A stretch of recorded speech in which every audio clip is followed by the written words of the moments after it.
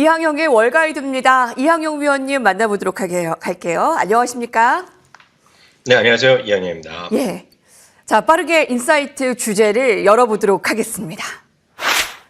증시 조정받는 미증시 추가 조정 이어질까? 추가 상승 이어질까? 자, 이 부분에서 분기점 위원님의 분석 좀 궁금합니다. 오늘 어제 증시 조정에 대한 지금 월가의 분위기 좀 파악을 해주시고요.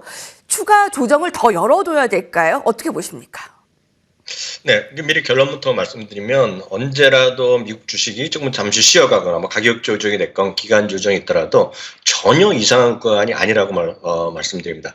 올해요, 벌써 지금 2달 조금 지나지 않았습니까? 지금 3월 초니까요. 그렇지만 벌써 15번이나 S&P 500이 사상 최고가를 기록했습니다. 특히요, S&P 500 기준을 보면 직전 고점 대비요 2% 이상 하락이 아직까지 없었습니다. 거의 90일, 거래일수로 90일이니까요. 이거 지금 달력으로 계산하면 거의 지금 한 4달째 이런 적이 없었던 겁니다. 그만큼 지금 완만하게 계속 꾸준히 우상향했다라고 보셔야 되겠고요. 이렇게 긴 기작이 거의 없었다라고 보셔야 되겠고요. 특히 나스닥 100 있지 않습니까? QQQ 여러분들 많이 좋아하시는 건데요. 이런 것도 오늘도 뭐 2% 가까이 하락했지만요. 2022년 12월 15일 이후 단 한 번도 2.5% 이상 급락한 적이 없습니다. 아시다시피 나스닥은 상대적으로 좀 등락의 변동성이 큰 건데요. 우리나라에서 2.5% 이상 떨어진 날이 뭐 숱하게 많지 있지 않습니까? 이거는 2022년 이후 지금 횟수로 보면 1년 반째 거의 한 번도 없었는데 이런 것은 1990년 이래 지금 30년째 세 번째 긴 기록입니다. 그만큼 특별한 조정이 없이 계속 왔다라고 보셔야 되겠습니다. 그러면 보통 얼만큼 미국 주식에 하락했던 경우가 있냐면요. 3% 이상 고점 대비 하락하는 거니 1년에 7번 이상이 있습니다. 그래서 한두 달에 한 번씩 이런 적이 있었던 것인데 이게 지금 한 번도 없었다는 겁니다. 몇 개월째 없었다는 얘기가 되겠습니다. 그만큼 하락 조정이 있더라도 앞서도 말씀드렸듯이 전혀 이상한 것이 아니겠고요. 그런데 그 다음 질문은 이런 거죠. 혹시라도 가격 조정이 있다면 그 기간은 얼만큼 걸릴 거냐는 건데 이것이 통계로 저희가 내릴 수밖에 없는데요. 1945년 이후 지금까지 한 80년 기간의 역사니까 웬만하면 45년 이후에 지금 주식하신 분 그때부터 계속 하신 분 없을 텐데요. 미국은 그만큼 통계가 다양한데요. 5에서 10% 혹시 하락하더라도요. 회복하는데 평균 1.5개월밖에 안 걸렸습니다. 작년에는요. 10% 하락한 적이 딱 한 번 있었는데 40일 만에 회복했었습니다. 물론 10에서 20% 하락할 수 있죠. 그래봤자 4개월이면 다시 가격은 회복했었다는 거. 그만큼 미국 주시장의 반발력이 상당히 높다는 거 좀 이해하시면 좋겠고요. 다만 장기적으로 보면 단기적으로 말씀드린 거고 장기적으로 보면 여전히 긍정적으로 볼만합니다. 최근에 4개월 동안요. 11월, 12월, 1월, 2월 4개월 연속 올라갔고요. 특히 4개월 동안 20% 이상 상승했는데요. 그런 경우가 지금 1940년도 이후에 지금 불과 28번 있었는데요. 그중에서 25번을 1년 후에도 꾸준히 상승했고요. 평균 상승률이 10.8%였습니다. 특히 제가 지난달에 이런 말씀드렸습니다. 2월은 별로 좋지 않았던 기억이 있다고 말씀드렸는데 그럼에도 불구하고 2월은 5% 이상 상승했거든요. 그랬던 경우에 3월에도요. 6번 중에 5번이나 상승했었고 역시 12개월 후에는 13% 올라갔고요. 특히 3월은 전통적으로 아주 강했던 달, 특히 3, 4, 5, 6까지 하면 3, 4개월 보면 꾸준하게 주가 상승했던 기억이 있기 때문에 물론 조정은 언제라도 올 수 있고 그동안 워낙 큰 조정이 없었는데 있더라도 그렇게 길지는 않을 것 같습니다. 너무 큰 걱정하실 필요는 없어 보입니다. 네, 자, 증시 조정에 대한 그 분위기 월가의 상황들 파악했습니다. 지금 조정이 뭐 이상한 건 아닙니다. 올해 들어서 미증시는 15번의 사상 최고가를 좀 기록한 모습이고요. 자, 이제 분기점의 요인 월가의 전망들 알아봤습니다. 자, 오늘은 증시를 이끌고 가야 할 그 종목들이 좀 조정을 나타내면서 그 부분들 좀 체크를 해봐야 되겠는데요. 자, 먼저 애플과 그리고 AMD 좀 같이 합쳐서 좀 말씀을 해주실게요. 먼저 애플부터 살펴볼까요? 네, 애플 좀 말씀드리겠습니다. 어제는 이제 테슬라가 급락했고요. 오늘도 뭐 테슬라가 계속 빠졌지만 어저께 이어서 애플도 상대적으로 좀 쉬고 있습니다. 어저께 애플이 이제 유럽에서 대규모 20억 달러의 벌금을 받은 거 있었는데요. 오늘 이제 그보다는 중국 내 판매 수량 1월 첫째 주부터 6주간의 기록을 그 통계지에서 발표하는 거에서 발표했는데요. 첫 6주 동안요. 전체 미국의 스마트폰 판매는 7% 감소했는데 애플은 더 많이 빠졌죠. 24%나 줄어들었다고 합니다. 그 작년까지만 하더라도 부진을 겪었던 화웨이가 약진을 걸으면서 상당히 공격적인 어떤 마케팅을 한 거죠. 그래서 화웨이만이 거의 지금 점유율이 좀 늘어났고요. 판매 수량이 늘어났고, 그 반면에 또 중가권, 저가권에 있는 것들이 아래쪽에서 나오는 것들이 몇 가지 있었죠. 비보, 오포 뭐 이런 것들이 나오면서 약간의 그 중간 사이에 좀 머물러 있었죠. 끼어 있는 그런 상태가 되면서요.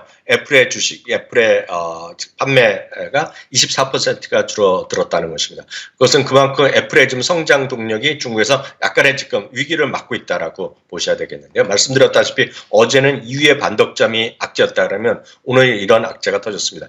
특히 이제 어제도 잠시 말씀드렸다시피요. 그 애플의 뮤직이 됐건 뭐가 됐건 서비스 매출이 한 850억 달러 정도 되고 이쪽이 이제 거의 유일하게 성장을 계속하는 건데 반독점 이슈가 다른 국가로 다른 지역으로 퍼졌을 경우에 약간의 걱정이 있습니다. 다만 그럼에도 불구하고요. 애플이 그 뉴스 때문에 주가나 목표 주가 떨어진 건 아직은 없습니다. 다만 연초 대비 보면은요. 물론 앞서 골드만삭스에서 강력 매수 리스트에 빠진 것도 있지만은요. 금년 들어 투자의 의견은 오히려 올린 것이 한 게 있지만 문제는 목표 주가 내린 곳이 네 곳이고 상향한 곳이 한 곳밖에 없다는 겁니다. 그만큼 지금 자체는 애플에 대한 성장성에 대해서 약간의 의구심이 있겠고요. 많은 분들이 금년 6월경에 있을 AI와 관련된 그런 발표까지는 뭔가 좀 새로운 모멘텀이 부재하다. 그런 시각이 팽배해 있다라고 이해하시면 되겠습니다. 네.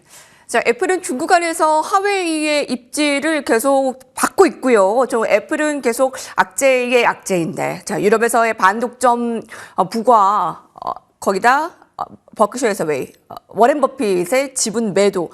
자, 여기서의 좀 새로운 뭔가가 필요하다라는 좀 지적입니다. 자, 오늘의 헤드라인 함께 살펴보도록 하겠습니다. 화면으로 보실게요. 첫 번째는 중국발 악재 맞은 애플이고요. 이번에는 또 중국발 악재 맞은 AMD입니다. 자세하게 말씀 주실까요? 우리가 기억하신 거겠습니다. 그 바이든 행정부에서 그 중국의 그 표면적으로 보면 국방에 대한 어떤 첨단 무기 이런 거 어떤 개발에 피해를 할 수 있는 고성능 칩, 고성능 AI 칩, GPU라고 하는데요. 이것에 대한 어떤 수출 제한 조치를 했었던 거 기억하실 것 같습니다. 그래서 작년에 두세 차례 엔비디아가 덜컹덜컹해서 걸렸던 전이 있었는데요. AMD가 이제 신형 AI 칩을 발매하면서 이제 AMD도 거기에 해당될 수 있느냐 없느냐가 이슈가 됐었고요. AMD가 관련된 칩을 이제 중국에 수출하려고 해서 승인을 신청했는데 이게 이제 리젝트 됐다는 거죠. 거절된 것으로 일단 알려지고 있습니다. 바로 그 얘기를 블룸버그에서 기사를 실었다라고 보셔야 되겠고요. 물론 AMD는 이 블룸버그의 기사 그리고 블룸버그의 커멘트 요청에 대해서 별다른 언급을 하지 않고 있다라고 보셔야 되겠습니다. 다만 그런 것은 상당 부분이 개연성이 있다라고 보셔야 되겠는데요. 문제는 이렇게 보셔야 되겠죠. 엔비디아가 여러분 뉴스 많이 그동안 쭉 팔로우 하셨던 거 주주 여러분들 아실 텐데요. 엔비디아가 주가가 상승하는 기간에 중국의 역할이 두세 번 있었고 그때마다 덜컹덜컹 거렸지만 그런 일이 어느 날만큼 시전되고 현실에 미쳤으면 지금 엔비디아가 이렇게 주가가 올라가지는 않았을 거라고 보고 있거든요. 물론 뉴스에 따라서 일시적으로 AMD가 됐건 엔비디아가 됐건 조정의 빌미가 될 가능성은 있겠지만 추세에 대한 즉 AI에 관련 칩에 대한 엄청난 성장성에 대해서 이런 중국발 뉴스로 통해서 잠재적인 어떤 본격적인 악재가 될 가능성은 크지 않다고 보여야 되겠고요. 상대적으로 엔비디아에 비해서 AMD는 중국향 매출 비중이 워낙 크지 않았다는 것도 기억하시면 좋을 것 같습니다. 네. 미국 정부는 군사적인 문제로 이 AMD의 중국기를 좀 막겠습니다. 특히 중국 사업이 흔들리는 것 아니냐라는 우려에 대해서 이항영 위원님께서는 뭐 주가 상승에 크게 중국이 역할을 기여한 것이 없다라고 보고 있기 때문에 좀 부정적인 영향은 제한적일 것으로 좀 보고 있습니다. 다음 헤드라인 함께 보겠습니다. CNBC입니다. 소매업체 타겟이 실적 서프라이즈를 냈습니다. 네, 지금 계속 안 좋은 소식만 듣다가 좀 타겟의 오늘 급등 소식도 좀 맞이하게 됩니다. 살펴주실까요?